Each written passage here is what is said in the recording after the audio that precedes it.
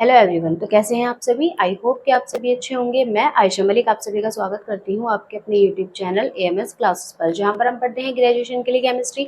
And आज की जो हमारी क्लास है वो बीएससी फर्स्ट सेमेस्टर केमिस्ट्री की क्लास, जिसकी हमारी बुक चली है फंडामेंटल ऑफ केमिस्ट्री, जिसकी हमारी यूनिट 6 चल रही है स्टीरियो केमिस्ट्री। और उसके पिछले लेक्चर में हमने क्या पढ़ा था? ऑप्टिकल आइसोमेरिज्म के बारे में पढ़ा था और उसकी कंडीशंस डिस्कस की थी। तो आज की क्लास में जैसा कि मैंने आपको बताया था कि आज हम क्या पढ़ेंगे, नॉन सुपर इम्पॉसिबिलिटी क्या होती है, कायरलिटी क्या किसे कहते हैं, और एनहांसियोमर और डायस्टेरियोमर्स ये क्या चीजें होती हैं, इनके बारे में आज हम पढ़ने वाले हैं। तो देखिए, नॉन सुपर इम्पॉसिबिलिटी को आप ऐसे समझिए जैसे हमारे पास कोई मॉलिक्यूल है। अब मॉलिक्यूल में क्या हो, कायरल कार्बन हुआ तो मॉलिक्यूल आपका कैसा होगा? ऑप्टिकली एक्टिव कहलाएगा। अभी ये सारी चीजें मैं आपको डिस्कस करूंगी अच्छे से, उसके लिए मैंने एक फ्लो बनाया ताकि वो चीजें आपको अच्छे से क्लियर हो जाए। तो देखिए, फिलहाल आप इतना समझिए, अगर मॉलिक्यूल में क्या आपका कायरल कार्बन है तो वो ऑप्टिकली एक्टिव होगा, मींस उसमें ऑप्टिकल आइसोमेरिज्म होगी। अब ऑप्टिकल आइसोमेरिज्म होने से क्या करेंगे, आपकी दो तरीके की फॉर्म बनेंगी, डी और एल। अगर आपका आइसोमर, जो आपके आइसोमर बने हैं वो प्लेन पोलराइज्ड को क्लॉकवाइज डायरेक्शन में रोटेट कर दें तो डी फॉर्म बनती है, और अगर वो उसको एंटी क्लॉकवाइज डायरेक्शन में करेंगे तो एल फॉर्म। मींस अगर कोई मॉलिक्यूल ऑप्टिकली एक्टिव है तो उसमें दो फॉर्म पाई जाएंगी आपकी, ठीक है, डी और एल। इतनी बात क्लियर हुई। अब देखिए, ये जो डी और एल फॉर्म बनी है, अब मॉलिक्यूल में क्या था, ऑप्टिकली एक्टिव था तो वो एक दूसरे की मिरर इमेज होंगी। अब ये जो मिरर इमेज है, अगर ये एक दूसरे के साथ अच्छे से ओवरलैप ना कर पाए, मीन्स एक दूसरे को ना छुपा पाए अच्छे से, तो ये कहलाता है character non super impossibility. Means दोनों मिरर इमेज एक दूसरे को अच्छे से ना ढक पाए। जैसे आप एग्जांपल समझिए इसका, जैसे ये हमारे दोनों हैंड हैं, ठीक। अब ये जो दोनों हमारे हाथ हैं, इनका मॉलिक्यूलर फॉर्मूला सेम है, मीन्स 5 उंगलियां हैं, ठीक। तो इसमें भी 5 है, इसमें भी 5, मॉलिक्यूलर फॉर्मूला सेम हो, स्ट्रक्चर भी आपको दिख रही होगी, सेम है स्ट्रक्चर भी। अब देखिए, अगर हम इन दोनों को आप मिरर इमेज बोल सकते हो एक दूसरे की। क्यों भाई? देखो, मिरर इमेज में क्या होगा, ये चीज जो होगी उल्टी दिखेगी। यहाँ पर जो हमारा ये अंगूठा इधर है तो इसमें, इस वाले राइट हैंड में कहाँ दिख रहा है? इधर की तरफ। तो ये एक दूसरे की मिरर इमेज कहलाई। अब जब दो मिरर इमेज को हम एक दूसरे के ऊपर रखेंगे, ऐसे कंपाउंड के जो कि ऑप्टिकली एक्टिव हैं, उनकी मिरर इमेज को जब हम एक दूसरे के ऊपर रखते हैं तो वो एक दूसरे को अध्यारोपित नहीं कर पाती। कैसे? देखिए, अब जब हम इस हैंड को, इस वाले को, राइट वाले को इस तरीके से उसके ऊपर रखेंगे तो दिख रहा है आपको, ये जो हमारा अंगूठा है छिप नहीं रहा ना इससे, तो ये क्या नहीं हो पा रहा, अच्छे से ओवरलैप नहीं कर पा रहा, मीन्स अध्यारोपित उसको नहीं कर पा रहा, छिपा नहीं पा रहा। तो यही कैरेक्टर आपका कहलाता है नॉन सुपर इम्पॉसिबिलिटी। और ये प्रॉपर्टी जो होती है किसी कंपाउंड की, जो वो नॉन सुपर इम्पॉसिबिलिटी शो करता है, यही कहलाती है उसकी कायरलिटी। ठीक है, तो क्लियर हुआ आपको अच्छे से? अब इसकी डेफिनेशन देखिए, non super impossibility and chirality. If a molecule, मैंने बहुत शॉर्ट करके लिखा है ताकि आपको अच्छे से क्लियर भी हो जाए और ज्यादा ऐसे भी ना लगे कि बहुत सारी थ्योरी हो गई, ठीक। इफ अ मॉलिक्यूल, इतना आपका सफिशिएंट होगा। If a molecule can not be super imposed on it's mirror image, अगर मॉलिक्यूल मीन्स अगर यौगिक can not be super imposed on it's mirror image, अगर जो आपका मॉलिक्यूल है वो मिरर इमेज पर सुपर इम्पोज नहीं होता, मीन्स उसको छुपा नहीं पाता। अगर आपका मॉलिक्यूल कैसा है, मिरर इमेजेस जो उसकी बनी है वो एक दूसरे को क्या नहीं कर पा रही, छिपा नहीं पा रही, it is called non super impossible. तब उसको बोल देते हैं non super impossible. Just like, जैसे अवर लेफ्ट एंड राइट हैंड, जैसे हमारा उल्टा और सीधा हाथ। दिस प्रॉपर्टी इज कॉल्ड, और ये जो प्रॉपर्टी होती है किसी मॉलिक्यूल की, यही कहलाती है आपकी कायरलिटी। ठीक, समझ आई आपको बात कि अगर मॉलिक्यूल में क्या नहीं हो पा रहा, मॉलिक्यूल की जो मिरर इमेज है वो एक दूसरे को ढक नहीं पा रही, तो इस प्रोसेस को हम बोल देते हैं नॉन सुपर इम्पॉसिबल। और ये जो प्रॉपर्टी हुई किसी कंपाउंड की, यही कहलाती है उसकी कायरलिटी। अब देखिए, इसको मैंने एक फ्लो की तरह लिख दिया। फ्लो बनाना ये थोड़ा सा एक न्यू ट्रिक हो गई आपके लिए, ये मैंने भी कुछ समय पहले ही सीखी है। देखिए, अगर जब हम किसी चीज को एक सीक्वेंस में याद करते हैं ना, तो वो हमें अच्छे से काफी टाइम तक याद रह जाती है। उसका एक फ्लो बना लो कि भाई पहले ये हो रहा है, फिर ये हो रहा है, फिर ये हो रहा है, तो इस तरीके से स्टेप्स बना लोगे ना आप, तो आपको बहुत इजीली वो सारी चीजें याद रहती हैं और काफी टाइम तक याद रहेंगी, लंबे टाइम तक। ठीक है, तो देखिए, कोई कंपाउंड है हमारे पास। अब हमारे पास कंपाउंड है, मान लो उसमें है कायरल कार्बन। कायरल कार्बन का मतलब बता दिया मैंने आपको, पिछली वीडियो में भी बताया था। जिस पर डिफरेंट ग्रुप प्रेजेंट हो वो आपका कायरल कार्बन कहलाएगा। तो अगर कंपाउंड में या मॉलिक्यूल में कायरल कार्बन प्रेजेंट है, तो अब क्या होगा, जो मॉलिक्यूल होगा अपनी मिरर इमेज पर सुपर इम्पोसिबल नहीं होगा, मीन्स उसको नहीं ढक पाएगा अगर उसमें क्या है, कायरल कार्बन प्रेजेंट है। अब देखिए ये जो कैरेक्टर होता है ये क्या कहलाता है, नॉन सुपर इम्पोसिबिलिटी, ये मैंने अभी आपको समझाया। अब देखिए, और ये जो नॉन सुपर इम्पोसिबिलिटी की प्रॉपर्टी है, ये नॉन सुपर इम्पोसिबिलिटी ये जो गुण है ये कहलाता है आपका कायरलिटी। अब यहाँ पे मैंने क्या लिखा, कायरलिटी प्रेजेंट। अगर कायरलिटी प्रेजेंट है किसी मॉलिक्यूल में तो वो मॉलिक्यूल आपका कैसा होगा, हमेशा ऑप्टिकली एक्टिव, मीन्स वो रोटेट करेगा पीपीएल को। तो इतनी बात आपको क्लियर हुई। तो एक बार आप इसका स्क्रीनशॉट ले लीजिए, इसके बाद हम आगे चलते हैं। तो चलिए जी, जहां तक मुझे यकीन है वहां तक का सभी को क्लियर हुआ होगा। तो आगे देखिए, ऑप्टिकल आइसोमेरिज्म इन लैक्टिक एसिड। हमारे पास एक कंपाउंड है लैक्टिक एसिड, इसमें ऑप्टिकल आइसोमेरिज्म कैसे होगी वो समझते हैं। देखिए इन लैक्टिक एसिड, अब ऑप्टिकल आइसोमेरिज्म होने के लिए कंपाउंड कैसा होना चाहिए, ऑप्टिकली एक्टिव। और ऑप्टिकली एक्टिव होने के लिए कंपाउंड में क्या होना चाहिए, किरल कार्बन कम से कम एक प्रेजेंट होना चाहिए। तो आपको ये चीज याद रखनी है कि अगर ऑप्टिकल आइसोमेरिज्म हमें देखनी है किसी कंपाउंड में तो हम क्या देखेंगे कि वो ऑप्टिकली एक्टिव है या नहीं। और ऑप्टिकली एक्टिव देखने के लिए हम क्या देखेंगे कि उसमें किरल कार्बन प्रेजेंट है या नहीं। और किरल कार्बन जिसपे चारों डिफरेंट ग्रुप प्रेजेंट हो वो आपका किरल कार्बन। और अगर वो ऑप्टिकली एक्टिव है तो वो दो फॉर्म्स बनाएगा आपकी, एक तो डी और एक एल। तो बस आपको यही रखना है ध्यान। अब देखिए in lactic acid one chiral carbon is present, lactic acid में एक कायरल कार्बन प्रेजेंट होता है, so it is an optically active compound. इसलिए ये कैसा कंपाउंड होगा, ऑप्टिकली एक्टिव कंपाउंड, मीन्स प्रकाशिक सक्रिय यौगिक। And it can exist in D and L forms, और अब ये पाया जाएगा डी और एल फॉर्म्स में। These forms are mirror image of each other, और ये जो फॉर्म्स होंगी ये एक दूसरे की क्या होंगी, मिरर इमेज, मीन्स प्रतिबिंब रूप होंगी। ठीक है, अब देखिए जैसे हमारे पास ये एग्जांपल है, ये है हमारे पास लैक्टिक एसिड। अब लैक्टिक एसिड में क्या है, एक कायरल कार्बन प्रेजेंट है। भाई देखो ये वाला जो कार्बन है वो कैसा है, कायरल। यहाँ पे चारों ग्रुप कैसे हैं, डिफरेंट अटैच है इससे, तो ये कैसा कार्बन हुआ आपका, कायरल। और 4 इसने बॉन्ड बनाया, sp3 कार्बन है। अब क्या हुआ, इसमें मैंने आपको एक चीज बताई थी कि अगर आपका कायरल कार्बन के प्रेजेंट के पास जो प्रेजेंट OH है, कायरल कार्बन से जो जुड़ा हुआ OH है, अगर वो राइट हैंड साइड दिखता है आपको तो वो फॉर्म आपकी कहलाएगी डी। और अगर ये आपको दिखे लेफ्ट साइड तो वो फॉर्म आपकी क्या कहलाती है, एल। वो आपकी एल फॉर्म हो जाएगी। अब देखिए यहाँ पर ये इसमें आपको OH दिख रहा है कहाँ, इधर वाली साइड, राइट हैंड साइड की, तो ये आपकी क्या होगा, डी फॉर्म होगी, या डी, या प्लस से भी दिखाते हैं हम इसको, लैक्टिक एसिड। अब यहाँ पर हमने एक लगा दिया प्लेन, यहाँ लिख लेना इसको, यहाँ पर हमने लगा दिया एक प्लेन, मीन्स मिरर लगा दिया। ठीक, अब क्या हुआ, इस मिरर में जब हमने यहाँ पर मिरर लगा दिया तो अब क्या दिखेगा, मिरर लगाने से हमें क्या चीज दिखेगी, ये साइड होगी, ये कैसे दिखेगी, उल्टी, मीन्स ये OH आपको यहाँ दिखेगा, ये H यहाँ दिखेगा, और ये जैसे COH है इसमें ये वाला H इधर, ये सारा उल्टा हो जाएगा। अब यहाँ पर आपको दिख रहा है CH3, यहाँ पर ये जो S था ये इधर हो जाएगा, ये C इधर, तो ये ऐसे ही हो रहा है। अब क्या हुआ, यहाँ पर देखो OH इधर था तो OH यहाँ आ जाएगा, जब हम मिरर लगाएंगे तो ये सारी चीजें उल्टी हमें इस तरीके से दिखेंगी। ठीक, अब यहाँ पर OH कहाँ है, लेफ्ट साइड, तो इसको हम बोल देते हैं एल फॉर्म या फिर माइनस लैक्टिक एसिड।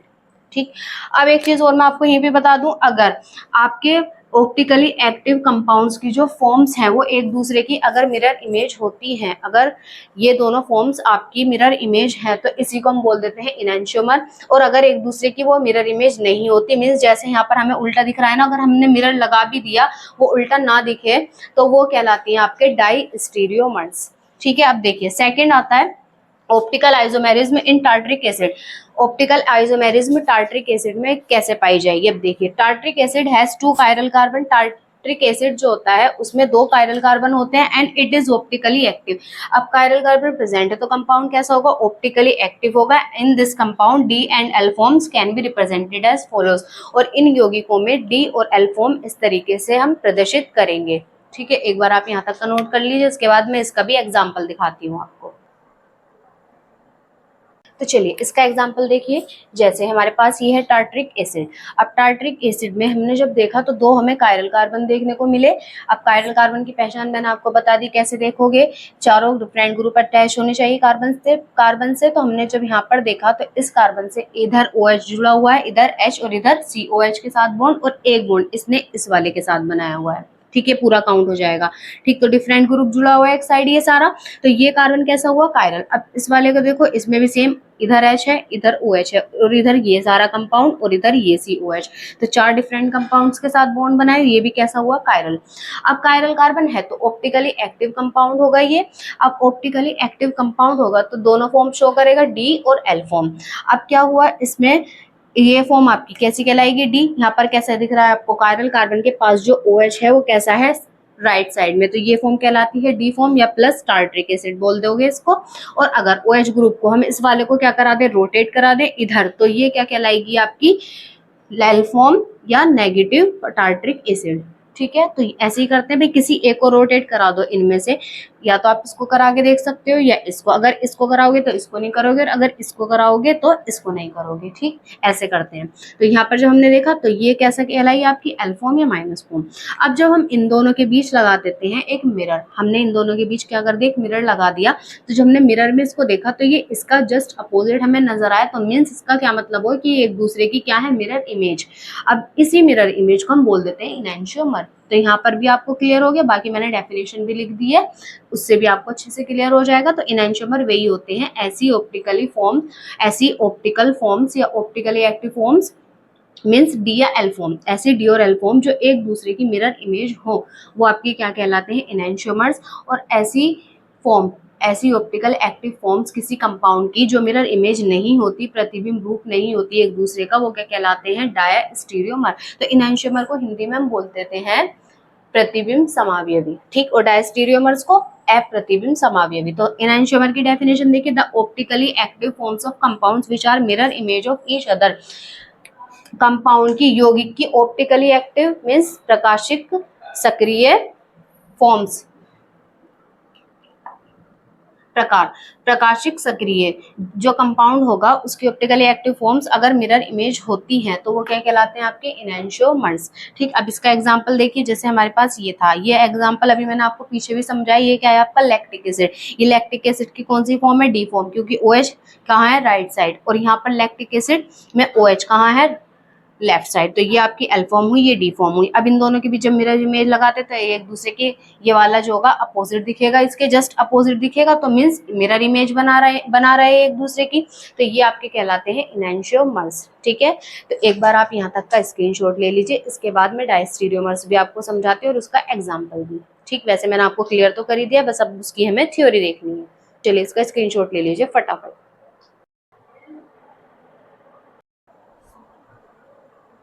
चलिए देखिए, Diastereomers, the optically active forms of compounds which are not mirror image of each other. Optically active forms किसी compound की जो optically active forms हैं, अगर वो are not mirror image of each other, अगर वो एक दूसरे का प्रतिबिंब रूप नहीं होती, are known as diastereomers।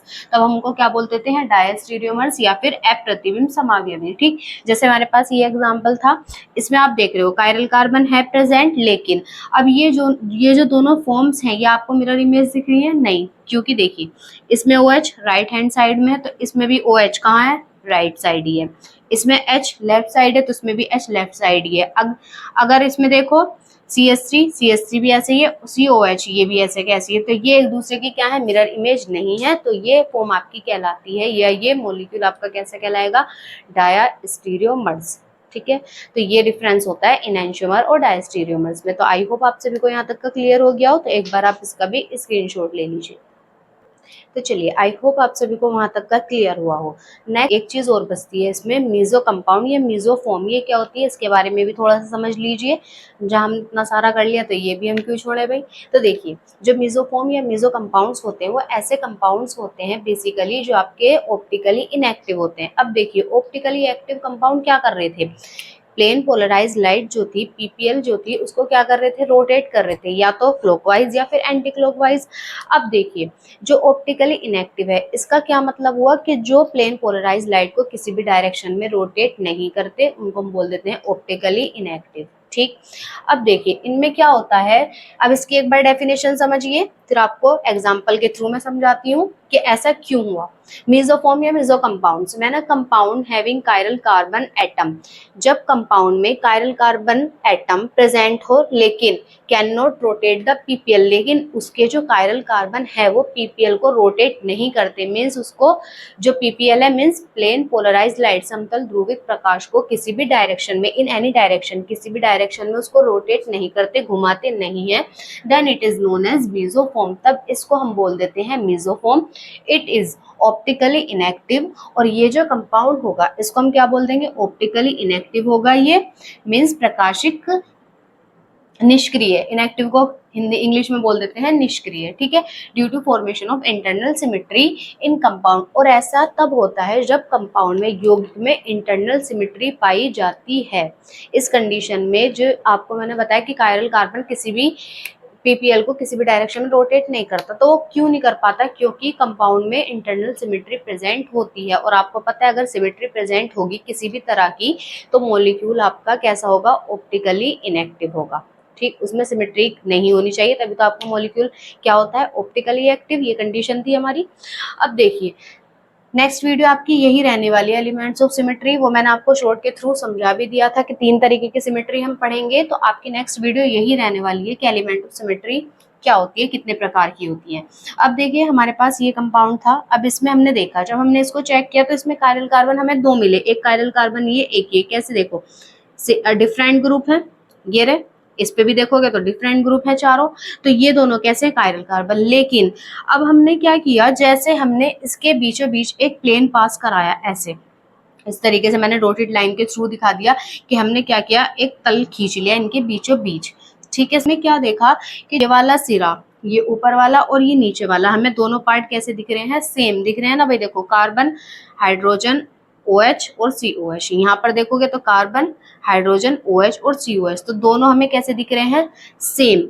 अब इसका क्या मतलब हुआ, ये जो सिमेट्री है, सिमेट्री का मतलब ये होता है कि जब एक्सिस पास करें या प्लेन पास करें या फिर सेंटर पास करने पर हमें मॉलिक्यूल कैसा दिखे, सेम, उसमें जो एटम है वो कैसे दिख रहे हैं, सेम, तो वो आपकी सिमेट्री हुई। अब यहाँ पर हमने देखा तो ये आपकी यहाँ पे सिमेट्री पाई जा रही है, प्लेन ऑफ सिमेट्री, तो इंटरनल सिमेट्री पाई जा रही थी इस मॉलिक्यूल में, इसलिए इसमें कायरल कार्बन होने पर भी ये प्लेन पोलराइज लाइट को क्या नहीं कर पा रहा था, रोटेट नहीं कर पा रहा था, और ये कंपाउंड आपका कैसा हो गया था, ऑप्टिकली इनएक्टिव, या इसका नाम हो जाता है मीसो कंपाउंड, भी इसी को बोल देते हैं हम मीसो कंपाउंड का मीन्स ऑप्टिकली इनएक्टिव कंपाउंड्स, ठीक, मीसो टार्ट्रिक एसिड है और उसका मीसो, ठीक है। तो आई होप आप सभी को यहाँ तक का क्लियर हुआ हो, तो एक बार इसका भी आप स्क्रीनशॉट ले लीजिए, ठीक है। तो चलिए जी, इस वीडियो में इतना ही, आई होप आप सभी को यहाँ तक का अच्छे से क्लियर हुआ हो, ठीक है। तो वीडियो आपको अच्छी लगे तो वीडियो को लाइक करें, कमेंट करें एंड शेयर करें, और चैनल को सब्सक्राइब कीजिए। मिलते हैं नेक्स्ट वीडियो में नेक्स्ट टॉपिक के साथ, तब तक अच्छे से पढ़ते रहिए। Thanks for watching.